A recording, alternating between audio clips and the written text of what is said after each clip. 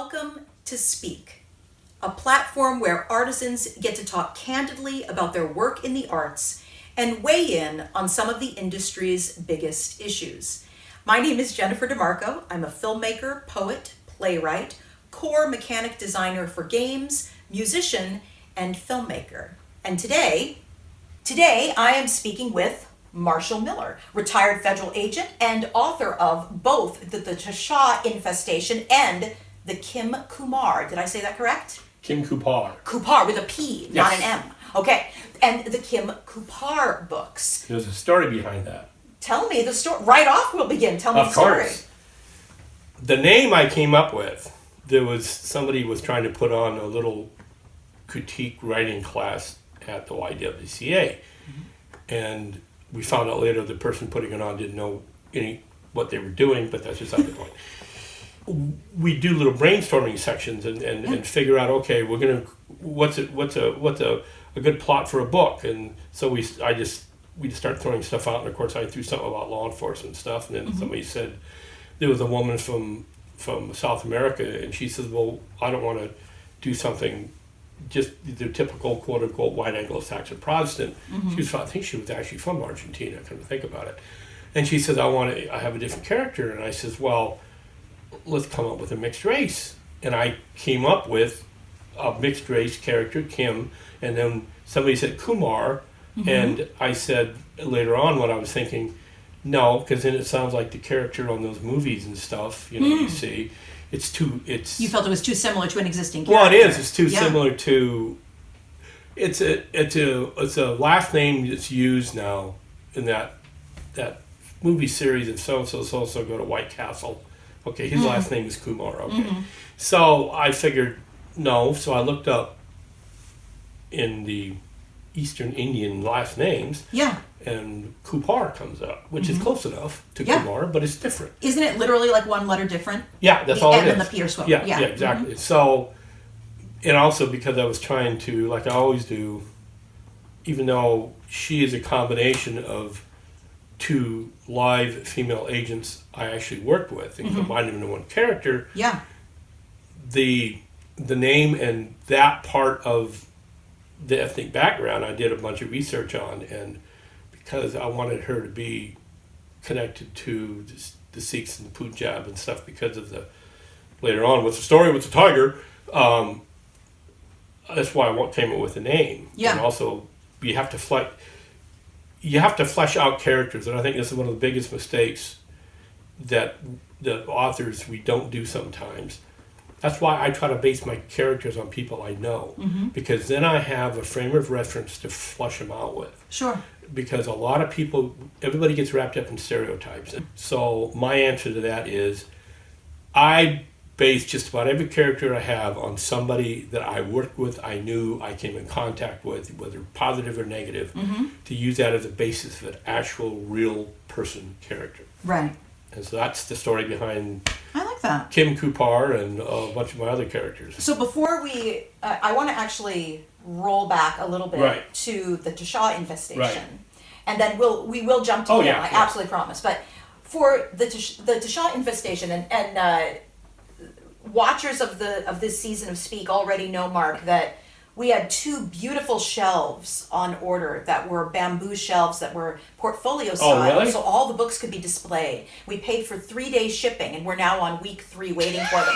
So, I'm just, this is very precarious, but, it only has to last for season 3. You should have told me I could have brought over one of those cedar things. Well, but we have other pieces, but this is what we had the very first episode, and I wanted to keep it consistent. So it's like I even breathe carefully. But for the Tasha Infestation, what I love, this is a classic epic saga, sci-fi, alien invasion, but what I love that you do is you pick up the rock of humanity and you explore, you reveal all those creepy, ugly little things that live under there.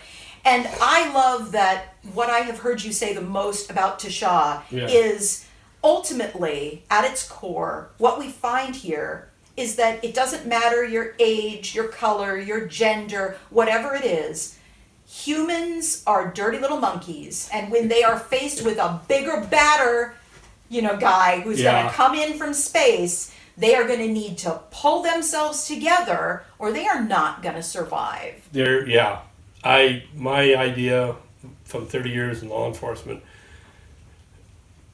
too many people have that nasty monkey gene in the forefront. Mm-hmm. And you sometimes, it has nothing to do with racial background or gender or anything like that. Right. There are just people out there that are just kind of screwed up. Yeah. And the problem is, then they take it out on the fellow human beings. I got in a long discussion with a guy who was he was a former retired Air Force pilot, so we had a nice, because I said, hey, you ever flown red flag?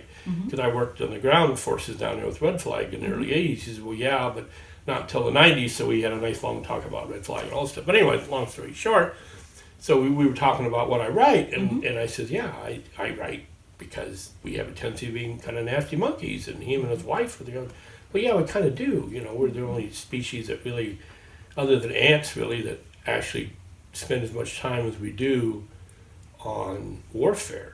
I mean, and this is, we were just talking about this juxtaposition to a certain extent. I have aliens come down, the cephalopods, they're a combination of octopus, squid, who eat us. But they're not bug-eyed monsters. They have this very complicated culture.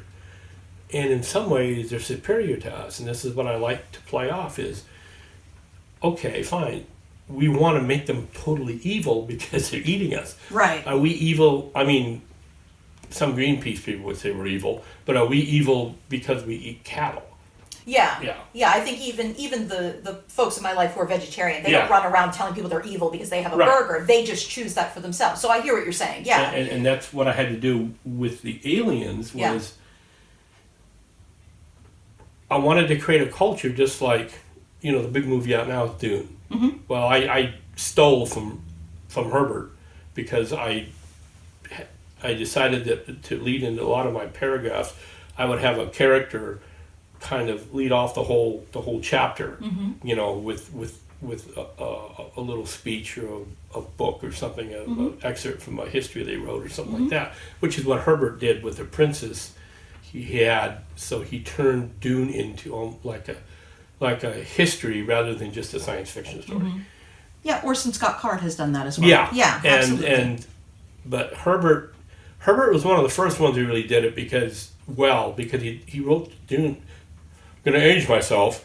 Dune was written back in the 60s, and I remember when it first came out, and people were pushing it because it was such a big, huge epic, and so I read it, and it is, and he creates this whole culture on Arrakis, but he also has all these other subcultures that he gets into this empire of these specialized people who are starship navigators, pilots, because they use the spice and they're weird and they're mutants, all this other stuff. So he creates all these other subcultures. And so if you're going to write a science fiction series, you need to get into the actual culture and you need to create a believable culture. So I had already done a little bit of study on octopuses and squids. They're extremely intelligent. In fact, we don't know how intelligent they are. So I figured, well, they have also the ability, because they have tentacles and arms and hands, literally little hand things, that they can manipulate their environment, which is what humans can do with our little stubby little hands. So because of that, they're in a lot of ways are like us. But then I had to, how are they different? Well, one reason they're different is because over the years, they actually stopped fighting wars amongst themselves because the most important thing in their life was their young, their children, which if you look at the way we treat our kids sometimes, right? It's a complete compare contrast. So here are these creatures that we're supposed to hate because they want to eat us, yet they treat their kids better, and to the point of, I'll give a little bit of a spoiler. If a Tasha, Alien Squid, did something that led to the death of a child, one of their young, it would be they'd literally have a psychotic episode, and there's a very good chance they would go into catatonic state and die, because it's been so ingrained in them that everything's for the children.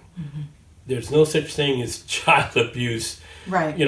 Any type of abuse. In reference to young, everything's around the young. They have an extremely patriarchal society, which is a flip side of that, which is one of their weaknesses, is that the female of the species are looked at as second-class citizens and are basically breeders. Right, they're not a perfect species. Exactly. Right. But that's what you do is, to me, to make it interesting. Yeah, you could have, the typical, like I said, bug-eyed monster that comes down here and is drooling, it's got big teeth and starts killing us and stuff. But that's been done so much. Why do it again? And so I spent a lot of time, and that's why I wrote the War and Peace of Alien Squid Invasion novels with the Shaw series, is because I wanted to explain everything. I wanted to make it a big, huge plot story arc. So that people would understand why things happen the way they do, and things don't happen just overnight. And you have books that we can't even fit here that are certainly with us, and I'll talk about those, but just in the Tasha Infestation books, you have the 3 opening tomes, like the core trilogy, but then you have 2 collections of poetry, and you have what oh my god, can you tell that I've been editing today? It's poetic. Well, it is poetic, but it's not poetry. That's right. And actually, I would like to completely back that up, and I would say it's absolutely not poetic, in that I don't find it soothing or lyrical. What I find it is action. But it's poetry, like strike after strike now we after can have strike. this intellectual discussion on poetry. Yes. Poetry does not have to be lyrical? Well, a little bit. It can be. There are some people non-lyrical, but it doesn't have to be soothing. No, absolutely. That's a very good point. Yes, 100%. Yeah. But the other one, and actually the whole reason I wanted to get to this is, and I was going to say, the perfect poetry for me of this series, meaning the perfect balance to me in this series, is, say, book 0, which is your book called Survivors. Right.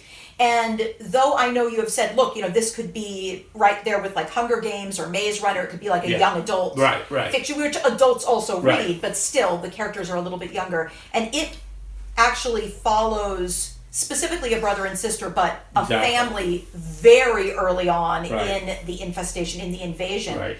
And I love that you were brave enough to do that. I believe all 5 of these were out when you put out Survivors. You actually wrote Survivors for NaNoWriMo as part of the 50K marathon documentary. You were one of the participants there. You succeeded. And the book was almost immediately, actually I think it was immediately accepted for publication by your editor Brianne at Blue Forge Press. And what I loved about that is that, to me, the trilogy are classic sci-fi in the 1950s sense. The men are men, the women are bombshells, the aliens are bad. There's dark stuff, war is bad, hatred is bad, division is bad, fighting the bad guys. But who are the bad guys? That's the real question. You took that, you could have stood on that. You could have just said, that's what I'm doing. Then, with the short story collections, you dove into some of the humor, some of the quirkiness, some of the interesting culture on both sides, some of the not just militias, but some of the military groups and squadrons that rose up around the infestation. But with Survivors, you were like, let's bring this home. This is one family. Exactly. This is a brother and sister. Exactly. And there's a story behind that, too. Tell me. Well, there should be a story behind everything one would say. This is another one of those weird stories, because my mind... Over the years, I wrote a lot of stories in my mind that I never put on paper, because I was too busy working and going to court and all this other crap. Okay. So I had a lot of ideas for a whole bunch of books that I never wrote down. I never wrote anything until after I got retired, and I kind of stumbled into something and decided, what the heck, I'll just start playing around, screwing around with writing. And then, of course, I was lucky enough to bump into you guys and everything. So, because I'd had some, shall we say, less than positive relationships with other publishers. including a publisher back east that claimed that they were a traditional publisher who couldn't keep track of the fact that they'd sent me a contract that I signed and then claimed I didn't have a contract. You got roped into a vanity press contract where the author pays to be published. Exactly. Those are not, and I've said this before on Speak, and I will say it again, those are not real publishers, but there is no law that makes them call themselves something different. Right. A printer is not a publisher. If an author is opening their checkbook, opening their wallet, that's not a publisher. Full stop. And the additional story to that is there are, at least I can think of, 2 major traditional publishers who now have subsidiaries connected to them that are vanity presses. That's right. And the excuse they use is, well, this is how we'll develop the next new wave of authors. Right, and it's absolutely not the case. Well, no, they just want the money up front. That's right. Someone signed as B-list right. never is then transferred to A-list. That's very rarely. I have literally in 40 years never heard of it happening. And trust me, if you are writing check after check to pay for, have your books printed with Random House slapped on the back, they are not going to say, for his next book, maybe we don't want his check. Even if you only write one check, it's the fact that, well, I'll tell you, one of the companies that contacted me, whose name will remain nameless so I don't get involved with some lawyer, who I said, okay, fine. Yeah. You're a major publisher. I mean, a major publisher. Right. Everybody knows you publish all the stuff in the world. So, but you want me to give you $899 to start off with. Okay, what do I get for the $899? That's a lot of money. And the guy on the other end says, well, you get our good name. And I said, which means nothing, because that doesn't mean you're going to do anything. No. Well, of course we've got to live up to our name. And I thought to myself, yeah, really, somebody's going to listen to me that I call up the news saying, and so some such company went back on their contract, and they're going to say, well, are you a major writer or something? And I'm going to say, no, I'm just starting out, and they're going to go, and they're going to hang up on me. Absolutely. You know? And that's, but anyways, then we'll get back to Survivors. Yes. As to how that got started. That was the original opening scene, was to be with a different series involving a movie script. Mm-hmm. The original scene in the house with the people and a cat being chased by a dog and all this stuff. Mm-hmm. That was written to be a movie script. Okay. With another little twist. It had, at that time, it didn't have anything to do with the Shaw Alien. Today it had to do with another storyline about some kids getting into some other trouble, which I then wound up morphing into hopefully a series that's going to come out with you guys eventually about Game World. Mm-hmm. But that originally scene was going to be the beginning of a movie script. Yeah. And so that's how I wrote it. I was kind of like thinking about panning in with like a drone or something of showing this very upscale neighborhood, not rich, but upscale. Yeah. And this woman chasing her dog, chasing this cat down the street, which happens almost every single morning. Sure. Okay, and that's how you lead into the story. Then you lead into all the characters in the neighborhood, and you go to the specific one family with the brother sister, and of course then I wanted to add something a little bit different. So the brother has some developmental problems, but I purposely left it vague, and I basically put in there that nobody could really figure out what was going on. In other words, I wasn't going to label it as being autism. I wasn't going to label it as being Down syndrome. And just literally part of the story frame is they really don't know why he's different. He just is. Yeah. Okay. But this causes problems with his sister because they go to high school together. And she, of course, is trying to slide into the typical teenager culture, which has a tendency of being, and you know it and I know this growing up, especially in the United States, kids have a tendency of being kind of mean and vicious. Yeah. Okay. So that creates this initial conflict. Really, it turns into a very nasty conflict within the family. Then the aliens show up. So that was the whole idea was, okay, I set the characterization of the people and try to develop them so you flesh them out enough so that each one of the 4 members of the family are completely individual. Mm-hmm. And I would say I'm conceited, but I think they're an understandable characters. It's a very accessible setup. I mean, it is an incredible, it's a gateway drug. Survivors is a gateway drug to the Deshaw infestation. And you paint an Americana, an America that we all know.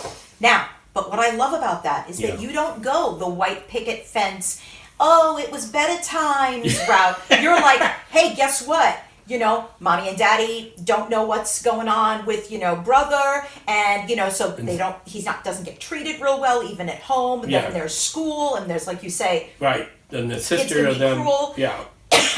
And then that leads to a major conflict between the daughter and the mother, which I've seen happen, where something sets off the young teenage girl. Mm-hmm.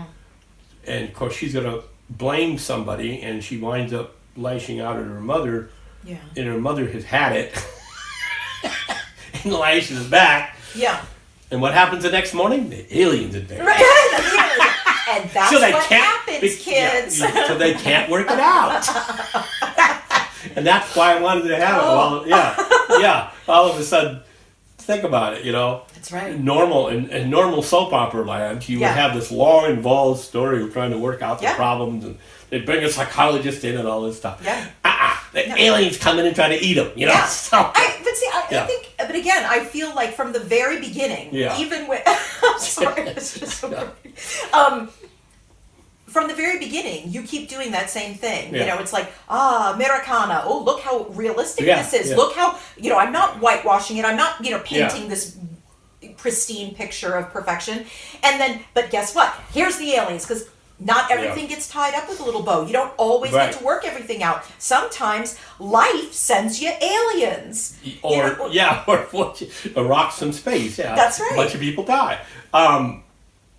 And can I also say about Survivors, what I also really liked is that you did allow these traits, like the brother not being treated great. Right. You allow those traits to be revisited, that behavior, I should say, to be revisited, so that the sister finally does come to it, where she's like, you know, people shouldn't treat you that way. Well, I shouldn't treat you that way. Yeah. But, you know, we don't often see that arc. It just, people stop doing it.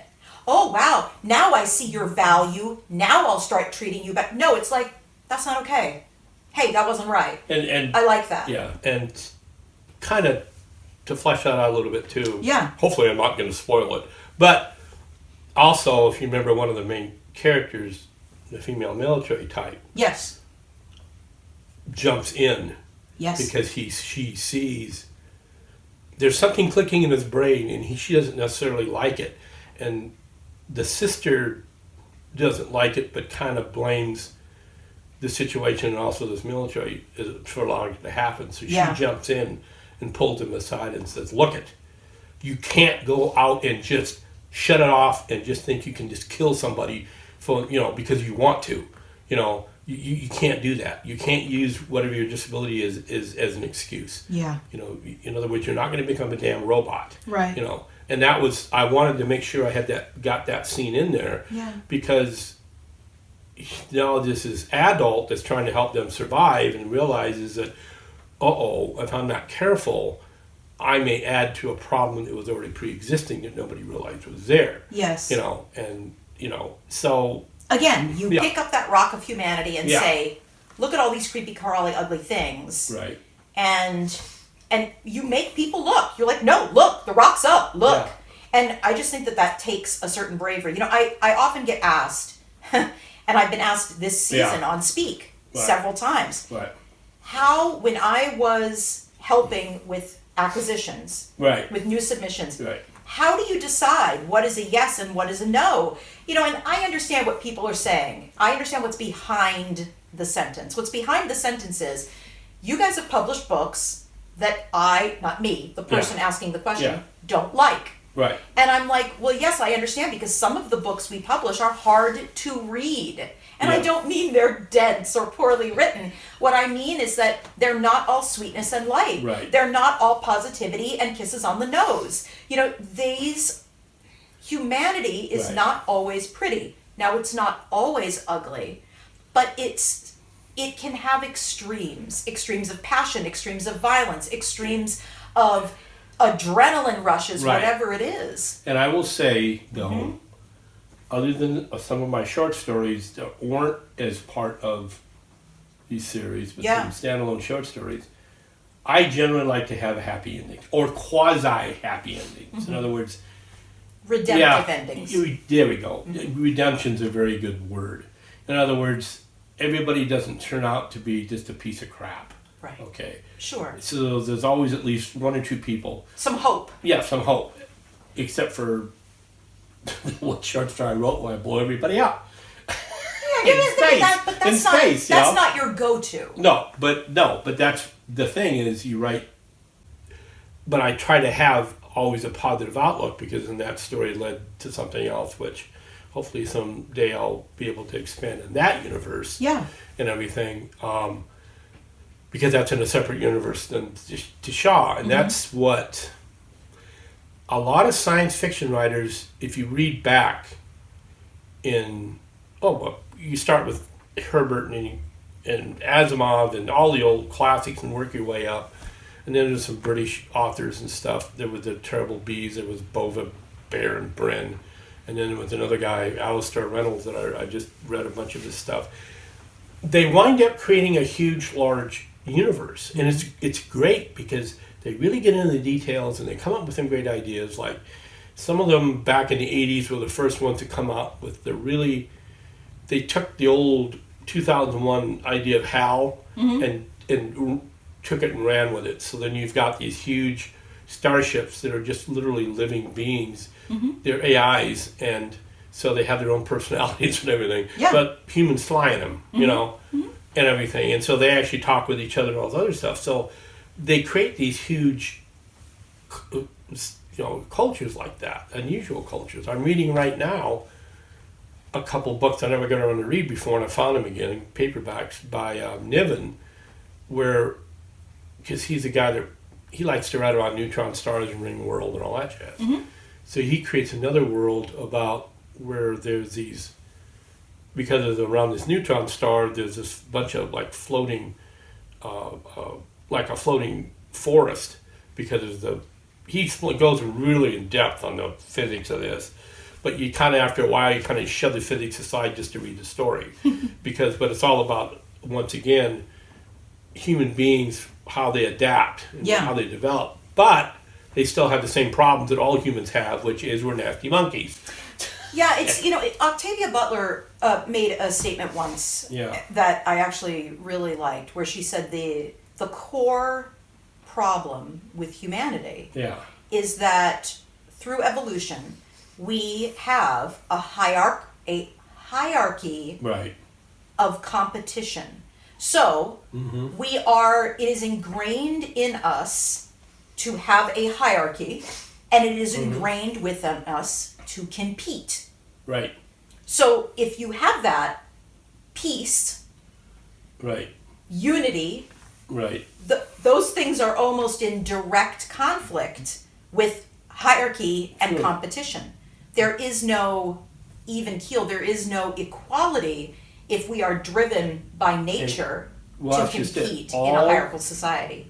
All species compete to reproduce, even amongst their own kind. What makes us different is because of our intellectual abilities, our ability to make tools and manipulate the environment. We unfortunately take that to an extreme and we create war. And we're one of the few species other than us that fight wars are ants. And one of my favorite all-time movies is them, and I even wrote a short story called Them Redux as to what happened if it really was real. So, but it's the whole idea of comparing us. My God, there might be an actual species out there as nasty as we are. What if they were big enough to do something to us, And that's the whole idea. When the Tashaw first show up, that's my original short stories. That's what they are. Mm-hmm. They're the boogeymen, and then some humans, some sick humans, also take their side because we're sick, you know. And that has happened Yeah, in every exactly. major global conflict where we have an entity, an organization, an individual Right. who just, to the vast majority of us, seems like the most heinous thing on the planet. Yeah. There will be people that side with power. And if someone holds power... Well, power, Lord Acton, power corrupts. Power tends to corrupt. Absolute power corrupts absolutely. The older I get, the more I see that all the time. Unless you actually make a conscious effort, and it has to be conscious. Yeah. That, hey, maybe I'm being a little bit too dictatorial. Maybe the power is going to my head. You literally have to tell you that, and I'll say this from the aspect of law enforcement, because when you're in the quote-unquote law enforcement or court system, you got a lot of power over the average person. Average person can't afford to hire a huge, F. Lee Bailey, type of attorney. Sure. They don't have all the money to be able to spend $20,000 at just drop of a hat for a defense, or $100,000 or whatever. And getting back to like the series, if you read the series too, there are situations in there where I've got some of the main characters questioning themselves, going, "Why am I this way? Why is what I am doing correct or right? Do I have something I need to, apologize for, or at least feel guilt about?" Type stuff like that, Right, the characters self-reflect. Right. Yeah, and I think that's also something that sets your work apart, is that often in classic sci-fi, especially epic sagas, we don't have a lot of character reflection. And you and I have talked about this before. Yeah. It's explosion after explosion, and you're like, what am I writing? That's Hollywood. A big budget, right. Hollywood. But, before we go on I want to jump to Kim, but before we go on, I do want to mention, I think there is something else that makes Survivors stand out. Of all the authors we have signed, you actively make the effort to improve. And Survivors was written after the other books, even though it is, as I call it, book zero. Well, yeah. It was written after, and I feel it shows. I think agree. It is it's better written. I can tell you what stories that I did that are better than others if I look back on them. Yeah. But some of the stories I wrote was because I needed to fill a hole in the story. Yeah. And so I needed to fill it with a story. Right. And maybe it's not my best work, but it you needed to talk about that time. It continues on with the story, and explains what happens later on and how whatever, Because you have a passion about that universe. Well, and you don't want there to be holes in that universe. And it is true, the more I write, the better I get.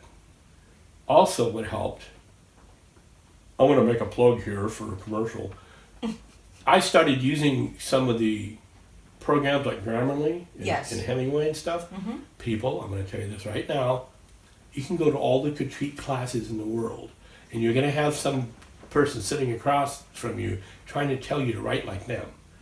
If you use, I call them AIs, but if you use a program, which also a lot of them actually it'll start recognize how you write. Yeah, it is machine learning. Yeah, it is machine learning. AI is the correct word to use there. So, and and that program you have will actually start modifying itself to help fit with you. And what I love about you saying that, and why I don't mind, and why I won't edit that out, that little commercial plug, but the reason I won't is because I know that you are, I don't think you're technology adverse, but you're not someone who's like, oh, technology, yay, technology, yes, let's do everything on Zoom, and let's do it. You're not that person. So for you to say that... I break things. Yeah, Grammarly should, hire you. Who was it, Priceline or whatever, hired William Shatner? They should hire Marshall Miller. Yeah, to do a commercial. That's right, Grammarly. I hate technology, but I love Grammarly. You'd be surprised the amount of people, and usually it's people who think that they're editors. Okay, another little rant here. Because you have an English degree does not make you an editor. and we've had this discussion before, content editing versus line editing. That's right. Red pencil versus blue pencil. Right. Blue pencil is fixing spelling, grammar. Red pencil is content, pacing. Okay, that was getting reversed. Yeah. So red pencil, It's content, red okay. pencil, finding a good red pencil editor is like finding a good therapist. You have to find someone who speaks your language, and I don't mean that in the base sense of it. You have to find someone who speaks your creative language, who is not going to try to change your voice, but who is going to be able to say, Marshall, did you want this? Did you want people to connect with this character? And this part drags a little bit, things like that. Yeah. Oh, yeah, and then you work with them. Blue pencil is pretty much all of us can find someone who's a good blue pencil editor. It's someone who is going to help with grammar and punctuation and format and dashes. And even then, even major huge, gigantic publishing companies, you'll find the misprints and the misspellings and the missed words. Yep. Okay. Michael Crichton, very famous. Right. There is a very tiny typographical error. He didn't make the error, but it was a typographical error in a scientific explanation in his book Timeline. And somebody jumped all over it. And it was in the hardback. Yeah. And he said, please, you guys, please fix this before the mass market is released. Yeah. And they didn't. Didn't do it, yeah. And then printing number 2, printing number 3, Yeah. printing number 14. And I always say, whether you're a big press or a small press, a big publisher or a small publisher, typos happen. Right. The difference is a big publisher won't fix them because they're like, we don't care, it's selling. Whereas a little publisher is like, oh no, the world is over. How quickly can we fix this? Yeah, no, it's so.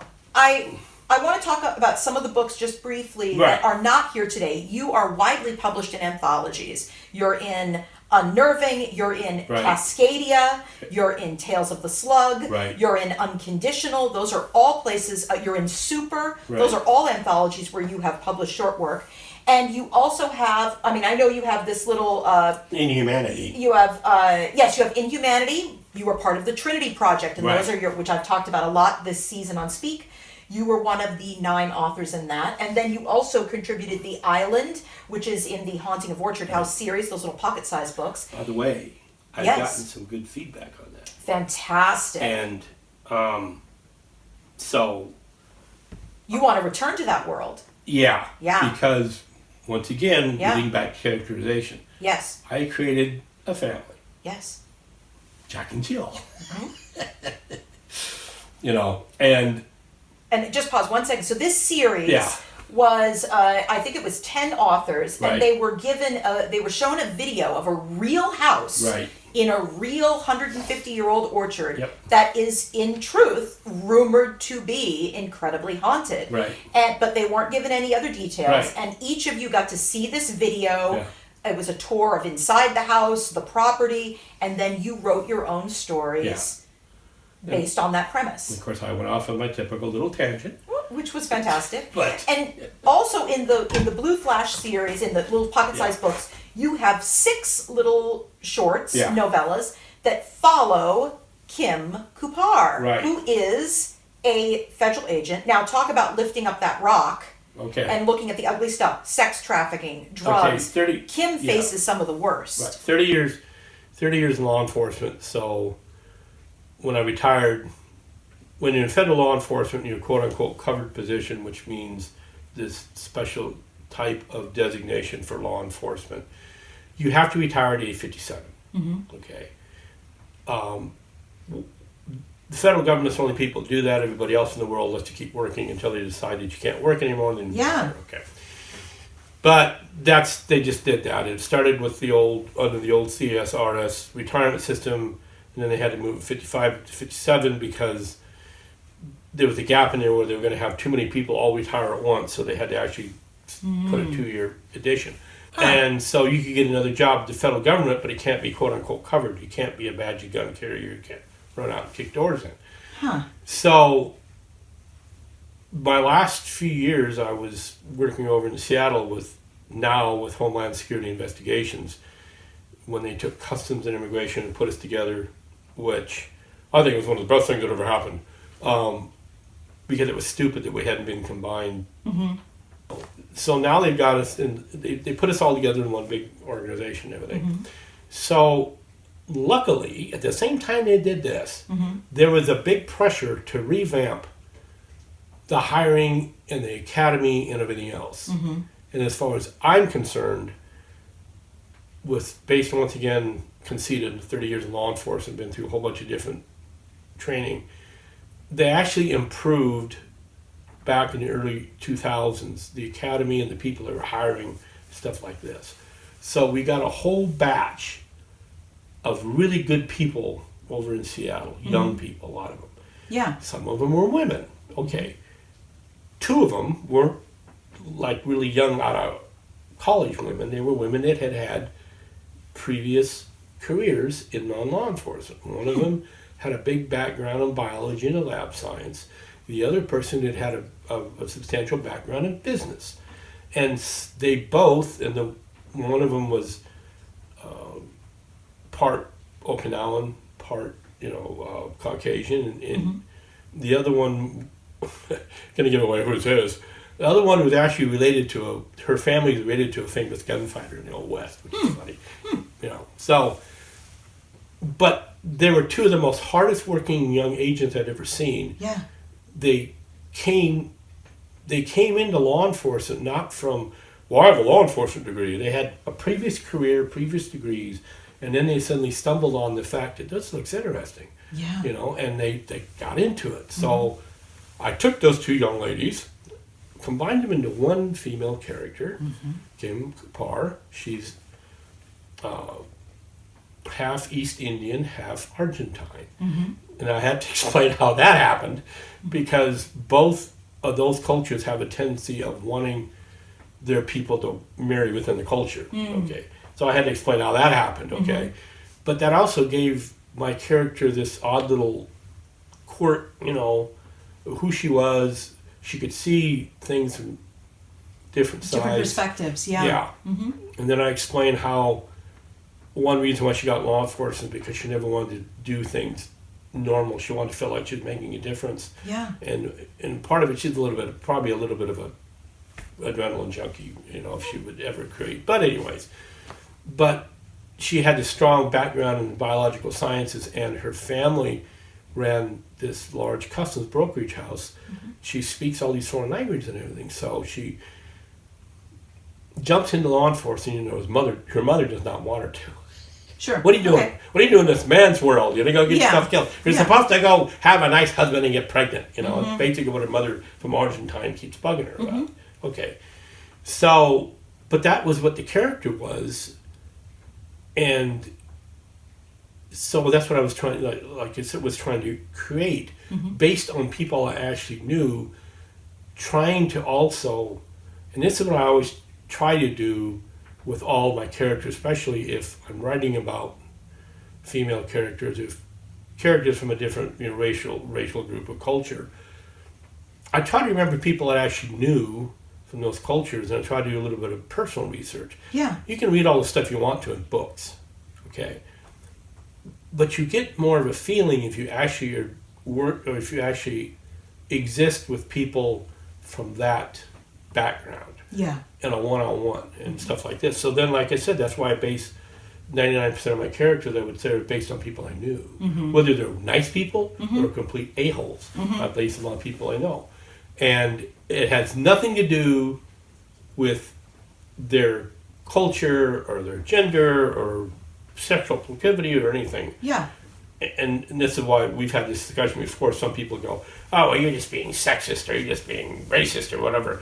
And then I always come back and say, excuse me, that character is based on somebody I had the misfortune of having to work with. Yeah. It had nothing to do with that specific member of the category. And I'm allowed to share my experiences, and this was my real experience. Exactly, my real experience. I'm sorry if you think I'm somehow prejudiced, but there's an actual person from this group that acted exactly that way. Now, what do you want me to do? Well, and I think that it is important. People say, are you asking me to separate the artist from the art? I'm like, no. that is a personal choice. I'm asking you to separate the author from the character. Yeah. Because like if you're going to pull out this character who, let's say, is sizist or ageist. Right. If you're going to pull out a character who's ageist and say, oh, that Marshall Miller, he's ageist. And I'm like, well, what about all of his characters who aren't ageist? Yeah. But even then, Jade Eyes, probably eventually somebody's going to say, well, it's some of those characters are near a stereotype because it involves the Seattle Asian community. Mm-hmm. But if you go through what I'm writing about, mm-hmm.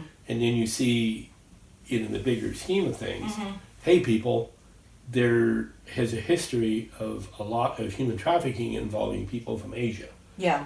And now... You're like, do you want me to talk about the real issue, or do you want me to make something up that exactly, isn't true? And this is what I run into, and that's what mm-hmm. I guess that's part of the problem. And, sci-fi, like I said, with the whole thing and the racial thing, that was to show, like you said, lift the rock up and go, hey, guess what? First chance we got, we started selling the black people to the aliens. Right. The first chance we got, So, yeah. And that's... History repeats itself. Exactly.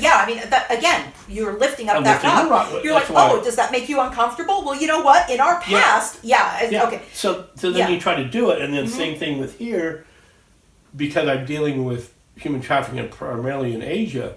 Right now, you're getting even more of an influx from the southwest border, mm-hmm. Of human trafficking. Mm-hmm. But we still have it from Asia. Right. Yeah. Because that's an existing. That's an existing conduit, an existing highway. Right. That's not going to go away because smugglers smuggle whatever makes a profit. Right. And this is my friend Richard Johnson, he wound up being a special agent in charge someplace in Texas. I worked with him back. He was a former fish and wildlife guy in Florida. Mm-hmm. I worked with him down in the Florida Keys in 1988. And he stumbled on his case of these people smuggling parrots. Guess what? That's not the only thing they were smuggling. Yeah, and everybody was laughing at him because, what are you taking this case? There's no drugs involved. Yeah, there was. Yeah. The guys were smuggling. They were smuggling in parrots and drugs and people from Cuba. Yeah. And they were smuggling people and electronics and money back to Cuba. Mm-hmm. Okay, so whatever made a profit was run by this mother and her two sons. Okay. And a whole long other story, but he made the great statement of smugglers smuggle. Yeah. They do where the money is. Mm-hmm. Okay, it's their way of life. The same family that were smuggling rum mm-hmm. wound up smuggling drugs later on. Yeah, smugglers smuggle. Yeah. Now, I know that there's Jade Eyes, which is a novel with Kim, and then you also have 5 or 6 of the little pocket size. Right. The Y files, WHY, that involve her. Yeah. You're going to read from Jade Eyes today, but before you do, I want you to weigh in on the 2 big questions that I've been talking to everyone about this season on Speak. Right. And those are online versus bricks and mortar stores. Oh, okay. Are the online stores killing the bricks and mortar stores? Now, and let me just point out that the reason I'm saying bricks and mortar stores instead of real life stores is I like to impress upon people it's all real life, guys. Right, They're all selling books. So let's, I that's kind of a nitpicky thing of mine. It's like it's all real world. The internet is the real world. What you do there is real. But also the other big issue is 600,000, so a little bit more than 500,000 novels are published every year. Right. Published by a corporate house, an independent house, self-published, whatever it is, are published every year in America alone. That is a lot of new content every year. How as authors do we make ourselves stand out? But above and beyond that, is there any way to make all that content more accessible to the world? Easier to find to the world? So will you weigh in on those 2 things? Let me. Before the cameras were on, we were talking about a regular gig that you do where you spend a week and for a couple hours every day, you're set up at a table with your books at a barbecue place at a local town, Gig Harbor, Washington. And people come and go, it could be 100 people in and out of there in the day. Some of them you chat with, some of them some buy a book, some don't. Right. But it's an outside the box venue and you are getting books in hands. Right. Now, another one of our authors who appeared on Speak, David Martin, right. who is a Christian fiction author and historical Christian mystery author, also sells books like gangbusters there. I sold some of his books for him. And he even mentioned that. As a matter of fact, you sold some of my and my daughter's children's books one week, sold them almost completely out, as a matter of fact. That's the thing, is that you have the ability, when you get out and talk to the public, you then find out, what are they interested in? Yeah. Why do they buy what they buy? Yeah. That you can't get if somebody's selling the book for you. Right. Okay, so what I was told, first of all, there's a bunch of people out there that want nonfiction now. I don't have the patience to write nonfiction. I already do a lot of research to try to make my fiction as realistic as possible. But like one author I know of who's writing, he's written a couple fiction books about Lincoln, but they're so heavily researched. I said he should write a nonfiction book about Lincoln. Yeah. And everything. I don't have the patience to do that. I write about stuff like Jade Eyes and stuff. I write because I know that already. I don't have to do a whole bunch of extra research because I know it. Mm-hmm. But anyway, so I'm sitting here selling books, and quite a few people came up and said, "Oh, well, I've been doing primarily Kindle lately because it's easier because I'm on the move." Or the other flip side is, I like books, but I've been so busy lately, I've been trying to get audiobooks because they're driving all over the place. Yeah. At the same time, people are coming up to me going, "I like to pick a book up and feel it." Mm-hmm. So... Right, so despite the pandemic, yes. some folks are just like, I like a physical book. Yeah. Yeah. And I think that's where, when we get wrapped up in pigeonholing, to me it's better to use a shotgun effect, do a little bit of everything. Yeah. Because some books are going to be more conducive to audio. Mm-hmm. Okay. And you have an audiobook? Yeah. So there's always going to be a market, because I remember when Kindle came out, it's going to kill everything. I remember that. I mean, geez, okay, I have a Kindle. I bought some books. It's great. Kindles are great for things like old sci-fi collections from the 50s, because you can get them for like 99 cents to get like 50,000 stories, for 99 cents because it's on Kindle, Yeah. So that's great, because then you have all these extra books that you can read, that you don't have to buy all these pocketbook copies and have even more books jammed away in your house than you already have. Yeah. Like I said, but it's a mixture. And people also want to get out now because they've been stuck. They've felt like they've been in prison. People want to get outside. They want to go out and do something. Yeah, that's definitely come up and this so season, they want to get out. And what's a good place to go to that's relatively safe? It's a bookstore. You can go to a bookstore. You can go in there, you can look at all the books, you can sit around, you can relax, you go to libraries, same thing. They finally opened the libraries. Yeah. So there's that. I don't, based on my experience, I don't want anybody to try to pigeonhole where things are going, because I don't think anybody really knows. Books belong everywhere. Exactly. Yes. Books will always be there because human beings created the written word. That's the one thing I don't think there's any other species on Earth that created a written language. Okay, though there's been some argument going on that they've, and I don't know, this might be some science fiction story that people are. They'd seen certain species starting to make these little symbols and stuff in the sand, and everybody, oh my God, they're learning how to write. I don't know if that's just all BS or not, but still, right today, we're the only species that write have come up with a written word as a way to communicate past us yelling at each other. So. And on that note, yes. Will you read for us today? Yes, I will. All right. This is, of course, the Kim Kupar series, beginning of her existence in Jade Eyes.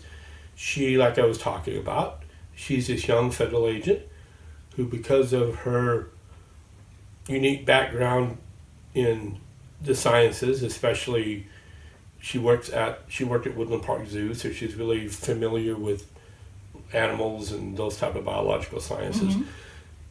So when she comes, but primarily because of her background in the experimental sciences and stuff, when Homeland Security decides it's going to form a new group to handle some specialized investigations that at one time was only a purview for the FBI, but they decide they're going to do it anyway. So this leads them into a long-term investigation into a smuggling ring that they know originally involved human beings, from Asia. Find out they're smuggling some other things too. Okay. Then you have a problem, John Wang, president of the Seattle Asian Business Association. Special agent responded, "For I must arrest you. I must arrest you all for your crimes. That is my job, my calling, my honor." John began to curse. "Damn you! You would have had it all. Power, money, family." "No, John," Kim stated, "not based on lies and death." Even in the dim light, Kim could see John's face was flushed and screwed up with anger as he cried out, "Just too damn smart for your own good. Now I must do this, for I answer to others in China where my family still lives." Kim stood tall, straight. A calmness came over her as she knew her fate was near. But at least AJ and Jade had fled. They would tell the true story. "Goodbye then, John." John sputtered something unintelligible. T-Rex, laying wounded on the floor that moment, picked that moment to start speaking from the basement floor.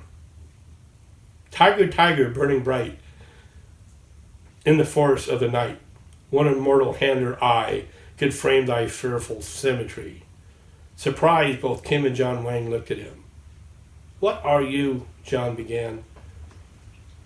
Then Kim noticed. T-Rex was looking past her and John into the basement. Two large eyes shone among the darkness.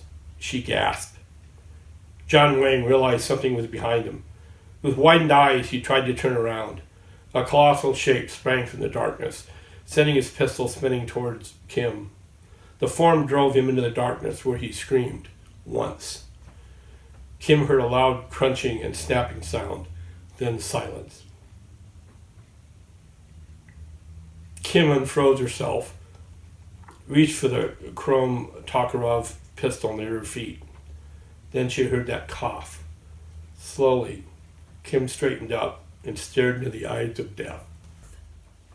Passion leads to growth.